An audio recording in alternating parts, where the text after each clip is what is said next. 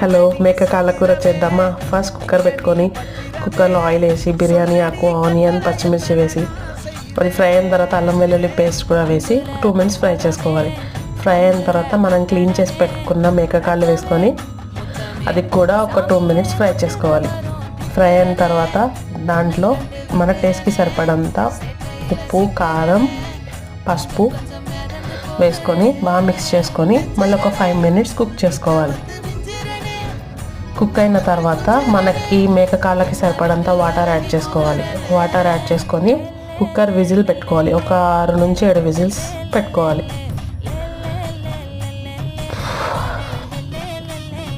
తర్వాత మేక కాళ్ళ కూర ఇలా మెత్తగా ఉడికిపోయింది. సో ఫైనల్గా కొత్తిమీర వేసుకొని దించేసుకోవటమే. మన స్పైసియస్ట్ మేక కాళ్ళ కూర రెడీ అయిపోయింది. Thank you.